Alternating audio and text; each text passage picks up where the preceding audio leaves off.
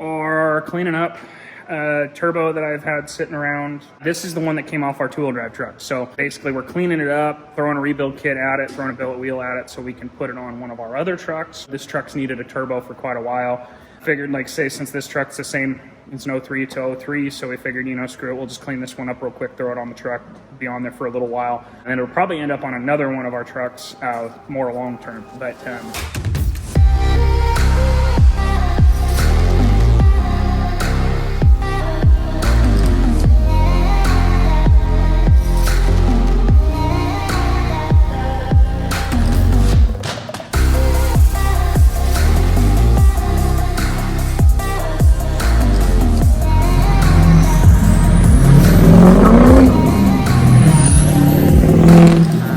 first thing I'm going to do is I'm going to clean the exhaust housing up here and get all this rust off and make that pretty nice and clean. Sometimes you have to take a cutoff disc and kind of get in here real carefully in this little like corner groove here, because you'll have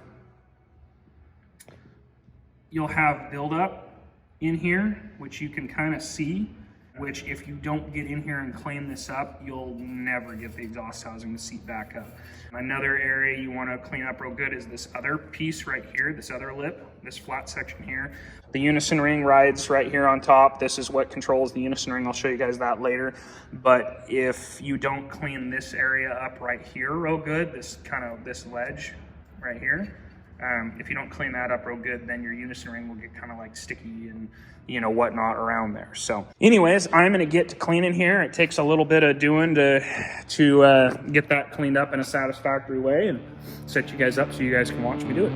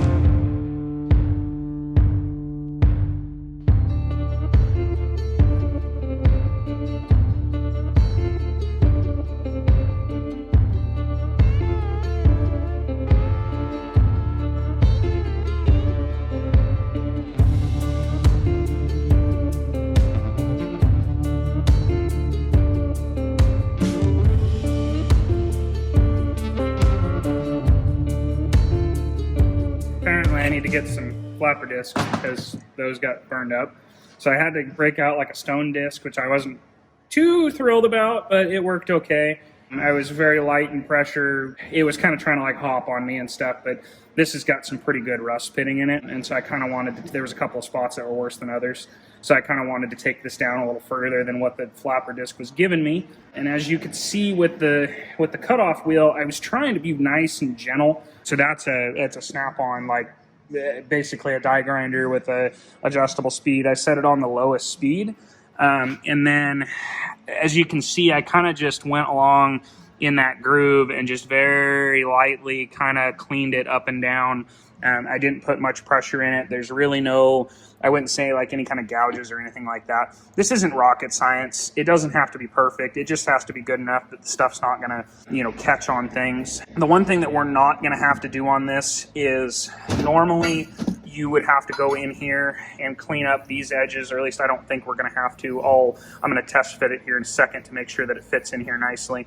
But normally you're gonna have to go in here into the exhaust housing and do the same thing on it. This is the Unison ring here, and so this is what rides on that. I'm gonna check that too.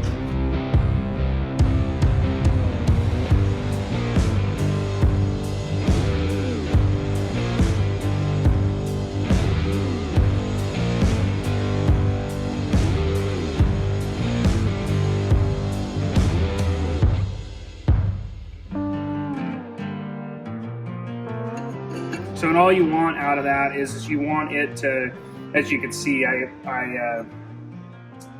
with the first go around there, it wasn't quite clean enough, so I had to kind of come back to that. So all you kind of want out of that is you want it to be kind of loose. So you don't want it to be like real snug and tight. You want it to kind of move freely on there. So I think we're good on that front. So I think we're gonna start tearing it apart and do bearings in it and throw it back together. We don't have the compressor housing for it because it's soft getting powder coated right now. We're basically just gonna put everything together on the exhaust housing and get it all assembled, so that way when the compressor housing shows up, we just flop the compressor housing on and it's good to go.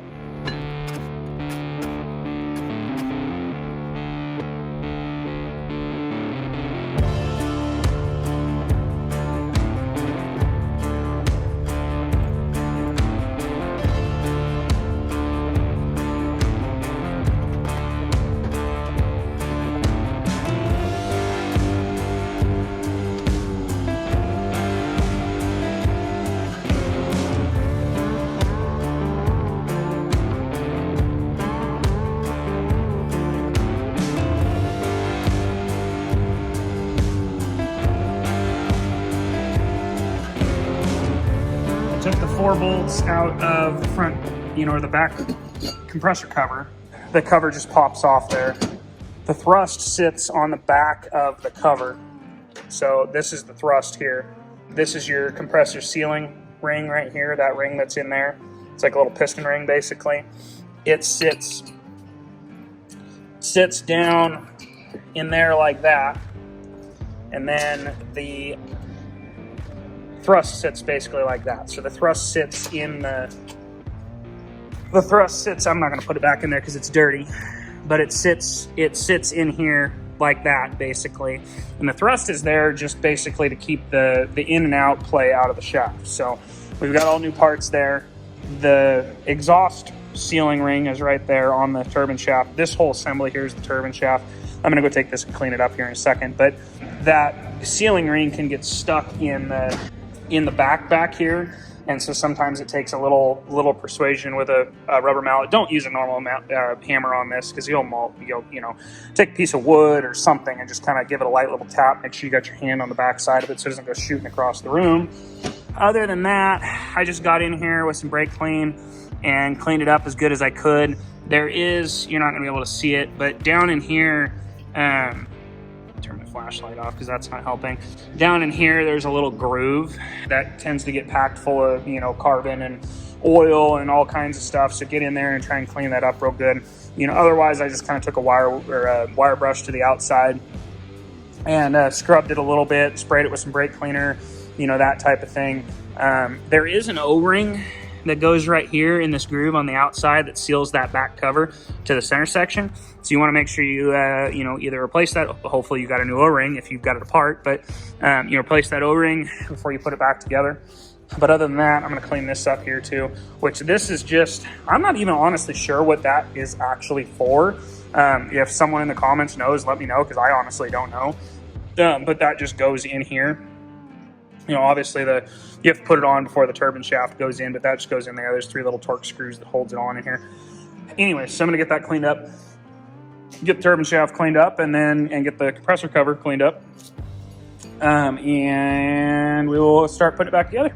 Okay, so I got my rebuild kit here. This is a 360 thrust rebuild kit from KC Turbos. It's just a rebuild kit, it's nothing fancy. Comes with, most of the pieces, So this is So for those who don't know or haven't noticed already or whatever, I'm doing a basic rebuild on this. So I'm not touching any of the VGT actuator stuff, any of that stuff. I'm not resealing that. It all worked fine. It didn't leak. It was all good. So all I'm doing is putting new bearings, a new thrust, and new external O-rings on stuff, as well as the turbine shaft seal and the compressor seal. That's all I'm doing.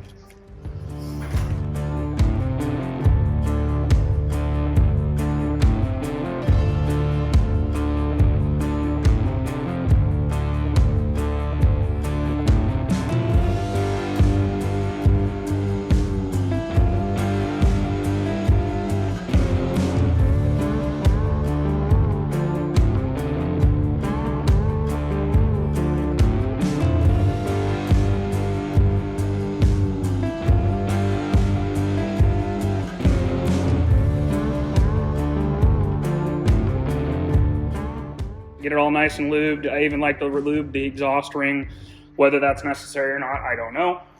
Basically, as simple as that. Get that all nice and lubed up.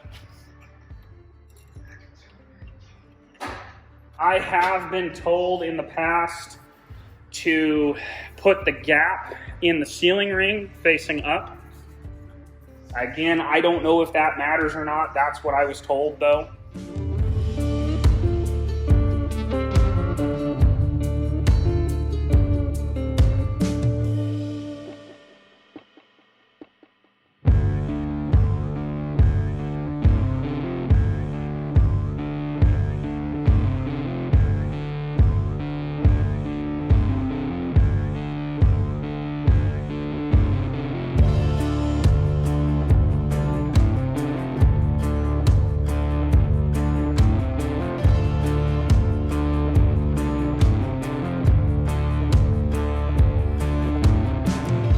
Hopefully you guys can see that. So what I did there is, so the threads on, this is a new compressor wheel, this is a billet wheel. So sometimes you'll get where like you'll be threading it on and it'll kind of get like tight towards the end.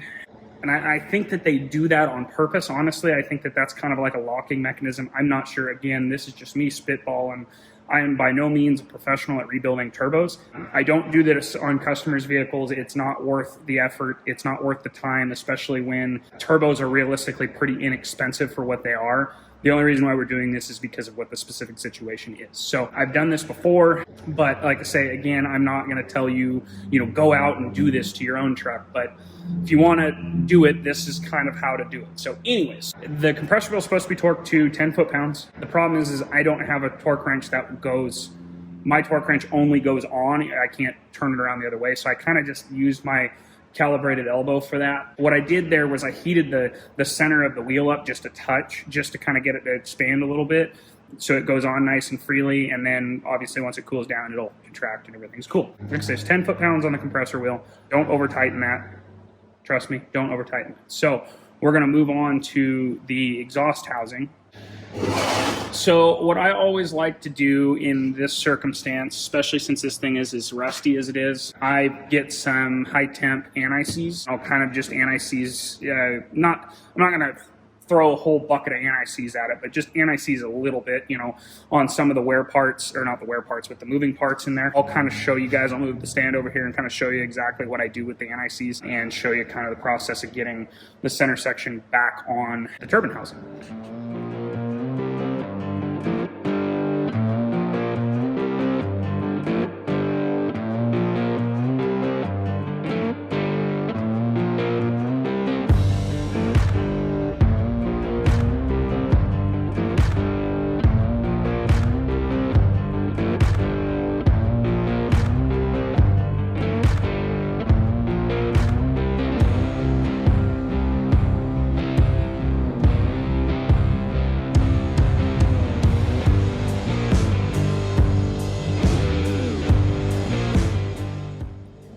So basically just a light coat of anti-seize. And also what you are going to do is you're going to take your Unison ring. This is the center section. It has this nub on it. The exhaust housing has a corresponding slot for that nub to go into. So what you're going to do is, obviously your Unison ring is directional. So if you flip it around, obviously the slots go the other direction. So what you're going to do is you're going to verify which direction your slots go first. So which direction, this is going to sit in the turbo. Is it going to sit like that, or is it going to, is it going to sit like that, or is it going to sit like that for the direction of what your slots are? It's going to go on there like this. So what you're going to do is you're going to set this on here like that, and then you're going to take a Sharpie. You're going to take a Sharpie and you're going to mark where that pin is. So, and try not to move your actuator arm. So, and then you're going to take and move your mark from one side of the ring to the other, so that way you can see the mark. So that's going to line up your Unison ring. So it goes like that, right? You're basically just going to flop that into the housing over here. See, I got my mark lined up here. So then you're going to take all the vanes and you're just going to move them around until they all fall into these slots. There's no, great method for that. You just do it, basically.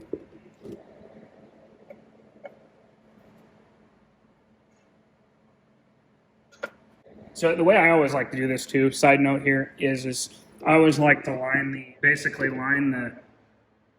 the actuator arm up center. This probably makes it a little bit easier to deal with. Sorry for shaking you around there. We don't have the compressor housing on, so we don't want to damage the compressor wheel, obviously. So we want to make sure, obviously, that we put the clamp back on there and pay attention to the orientation when you take it apart, because it doesn't matter, but it makes it easier. And it doesn't matter where you put this. You can put it on here, put it on there. I like to put it on here. That way I know that it gets, good and on there. And there might be some people who say negative things about putting NICs in here, and well, I've never had an issue with doing it this way. So to Sharpie back out, I always like to make sure you can still see me. So I always like to go and mark where the hole for the pin is on the housing, because it's a little difficult to see when you're putting it all together. Mark it on the center section as well, just so that way you've got good marks to go off of. I put some NICs out here on the end. This looks like a lot, but it's not. It's just a skim coat. But I put some out here where the housing kind of mates up right there where, it really rusted up before.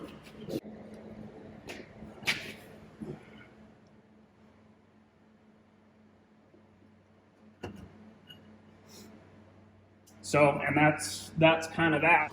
Show you here. So you see right here where the two halves go together, you can see how there's no gap in there. That's what you want. If you have any kind of a gap, you need to take it back apart and clean it again, because it's not all the way together. So, and then after that, it's as simple as just putting your V-band back together.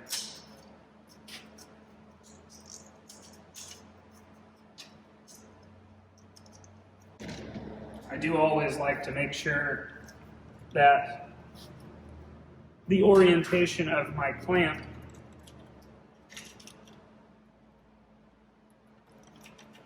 is not screwing with the heat shield.